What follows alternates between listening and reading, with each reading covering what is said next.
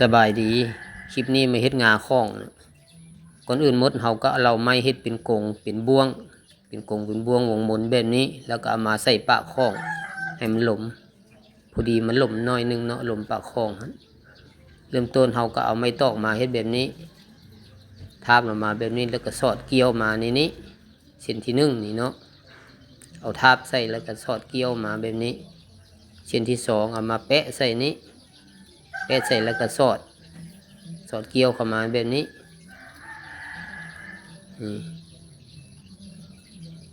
ได้2 เส้นแล้วเส้นที่3นี่เราต้องได้คัดนี่สอดคัดเส้นที่3นี่บ่ได้แปะลาเนาะสอดคัดเข้าไปแบบนี้แล้วก็มาสอดดึงมาคือเก่า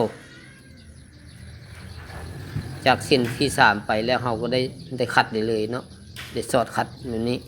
สอดเข้าแบบนี้เอาเข้าวางแบบนี้แล้วก็สอดกลับคืนมานี่ถึงมาแบบนี้เส้นต่อไปก็เอาใส่วางนี้หมายความว่าเรียงระดับไปเลยเนาะสอดเข้าวางนี้แล้วก็สอดกลับเข้ามาสอดให้มันอ้อมเอากงนั้นเนาะเอาสอดเข้าในนี้แล้วก็เอาส้นนี้เข้าในสอดออกมานอกถึงมาแบบนี้เอาจับบนถนัดเราเอายางวงมามัดไว้เพราะว่ามันจะพื้นออกเวลาเราเฮ็ดไปหลายแล้วมันเหลือมือเราจับบ่ไหวมันก็พื้นออกแล้วเราต้องได้มัดไว้แบบนี้ทุกคนยางวงมามัดไว้แบบนี้แล้วเราก็เริ่มเฮ็ดคือเก้าสอดเข้าไปแบบนี้แล้วก็สอดคัดสอดเข้าแบบนี้ก็สอดคัดเข้ามาแบบนี้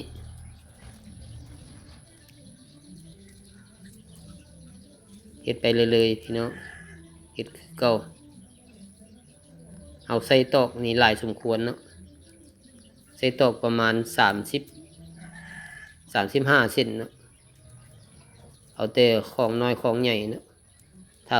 กงมันใหญ่เขาก็ใส่หลายเส้นกงน้อยเขาก็ใส่น้อย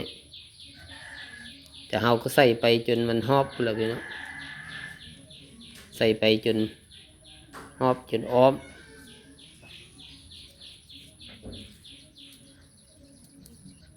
แต่ว่าค่อยเกี่ยมตอกมานี่ก็ประมาณ35 เซนน่าจะพอนี่สอดเข้าไปแบบนี้จัดแปลงไปนำให้เฮาเฮ็ดแต่ละเส้นหันให้มันเสมอกันเอาบ่ดึงค่อยบ่ดึงแหงดึงให้มันเสมอกันให้มันเป็นวงก็ได้ประมาณนี้นะนี่พี่น้องให้มันเป็นวงมันเสมอกันแบบนี้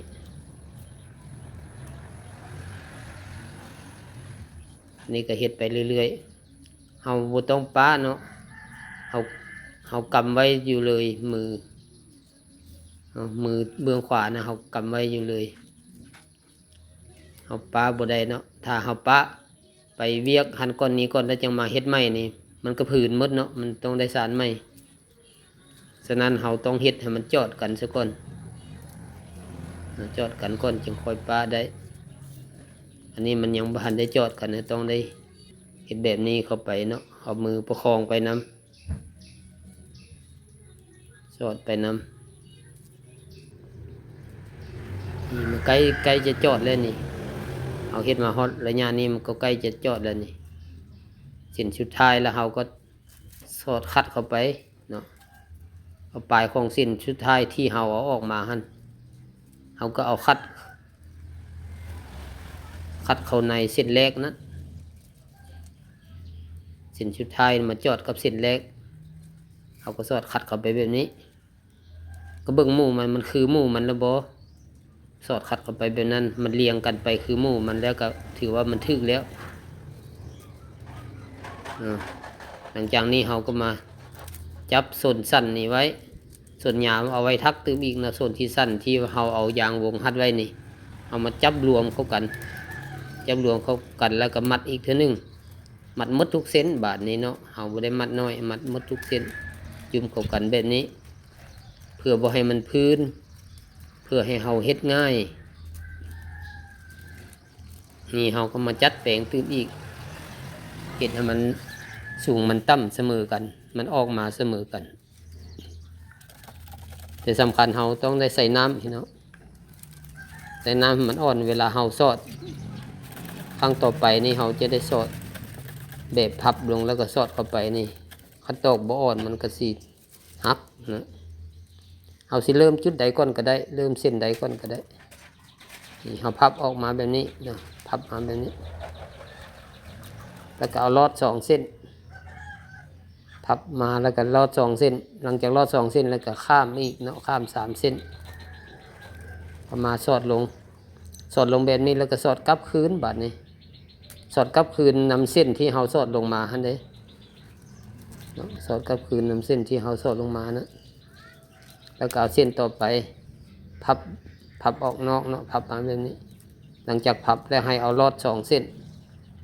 เนาะลอด2เส้นแล้วก็ข้าม3เส้นแล้วก็สอดลงไปแล้วก็สอดกลับคืนมาบัดนี้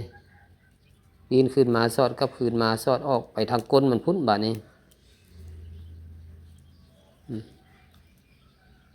เขาก็จัดแปลงไปนำเนาะ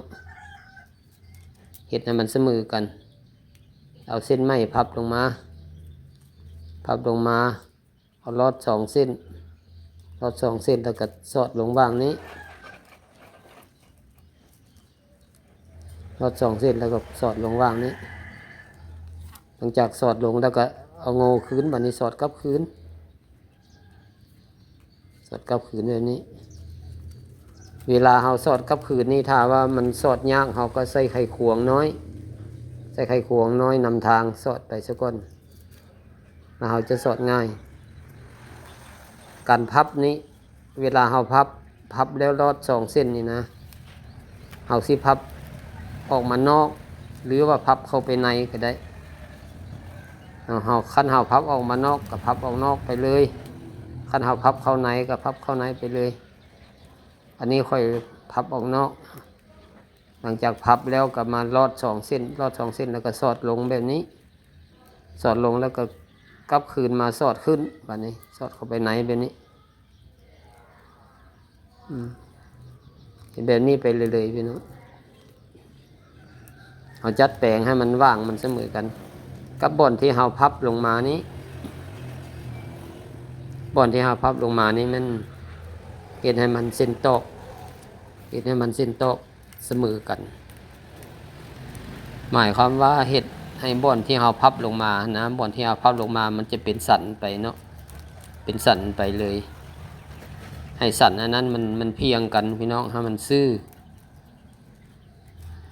นี่จะได้มาแบบนี้พี่น้องวันนี้มาเบิ่งตัวสุดท้ายเฮาก็ได้สอดลอด2เส้นแต่ว่าเฮาได้เอาเข้าไปหมดแล้วเฮาต้องได้ใช้ไขควงสอด2เส้นลอด2เส้นแบบนี้ลอด2เส้นแล้วก็ข้าม3เส้นแล้วก็เอาลงมาว่างนี้มันจะเป็นว่างไผว่างมันพี่น้องบ่ให้มันลงมาฮอดก็พอดีครบจอดกันหมดทุกว่างเลยมันจะเป็นว่างไผว่างมันอยู่นั่นเนาะอันนี้ก็แม่นพอดีครบหอบจอดกันหมดทุกว่างนะใส่ไขควงบาดสุดท้ายนี่ต้องได้ใส่ไขควงแทงไปซะก่อนเนาะแล้วจึงสอดกลับเข้ามานี่หลังจากนี้เฮาก็แปลงดัดแปลงแต่ละเส้นนี้ที่เฮาสอดลงไปนั้นให้มันกระชับให้มันเข้าเสมอกันเนาะหลังจากนี้เฮาก็มาตัดนี่เนาะตัดนี่ออกเอาไปตัดมาได้ประมาณนี้แล้วเราก็เอามามัดใส่หูข้องนี้มัดเส้นนึงใส่หูข้องแล้วก็มัดส่วนนึงใส่งาข้องนี้เพราะว่างาแบบนี้เราต้องได้ใส่เสือกดึงจึงไขได้เนาะต้องให้มันแน่นเนี่ยพี่น้องเวลาเราใส่งานโดนไปมันหักหลวมต้องให้มันแน่นใส่ประมาณนี้พี่น้องหลังจากอัดไขทดลองเบิ่งแล้วก็อัดนี่ได้ประมาณนี้เนาะสำเร็จการเฮ็ดงาข้องเนาะสำเร็จ